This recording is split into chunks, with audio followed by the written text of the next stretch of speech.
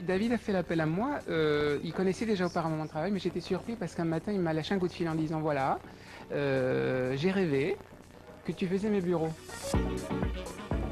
Le David dont parle Jaime Buzaglo est David Bitton, grand patron de Buffalo, une compagnie montréalaise de jeans qui figure aujourd'hui parmi les plus grandes marques dans son domaine en Amérique du Nord. Je suis arrivé, j'ai vu l'espace. C'était complètement empâté, donc c'était assez intéressant parce que c'était assez immense.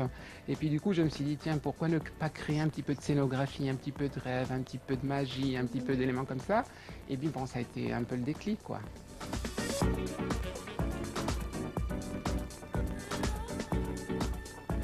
Et c'était un petit peu aussi de dépayser l'individu. C'est en fait, atteindre le but, c'est comme je dis souvent, vendre une petite parcelle de bonheur aux personnes qui Et travaillent. déjà, cette personne en marchant ici, se sent un peu comme dans un défilé. Oui, comme une star, quelque part. C'est un petit peu le podium, ou même l'attitude, même, je dirais, d'une manière assez prétentieuse, que même la démarche de l'individu sur ce sol, où la personne, c'est comme se tenir un peu mieux. Ne pas être trop, un petit peu...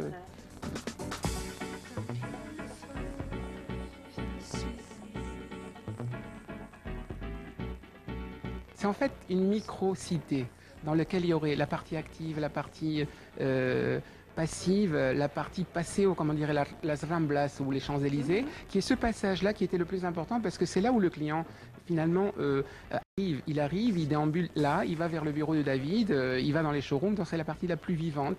Il fallait lui donner un peu d'éclat, un peu de rêve comme ça.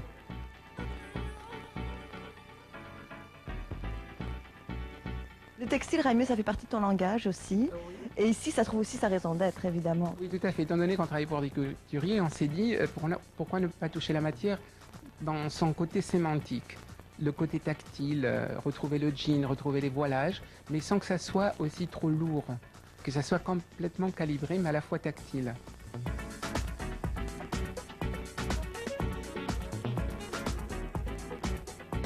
Ce qu'il faut tenir compte dans ce projet spécialement, c'est que quand on l'analyse, à premier abord, ça paraît comme ça un petit peu spectaculaire, un petit peu dans sa théâtralité. Mais ça ne l'est pas, puisque quand on décortique les matières, on dit c'est quand même dans une grande simplicité. Mais là, essayer de trouver même dans la matière même de la compagnie, qui sont des textiles, du denim, du jean, et des matières qui sont aussi brutes, parce que le sol qu'on a mis au sol, c'est une matière standard, qu'on trouve même dans les métros, mais qui a été traitée de manière polie. Alors dans ce même fait, c'était l'idée de la réflexion au sol par la lumière qui venait du plafond et qui créait un espèce de, pas de trouble, mais une petite émotion, hein, une petite question qu'on se pose. C'est quoi la réflexion? C'est quoi l'intention?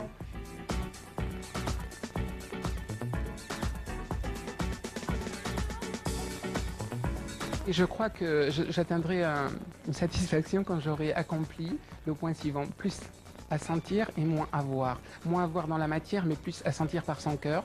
Et en fait, le design, après tout, je crois que le but, c'est le langage de l'âme.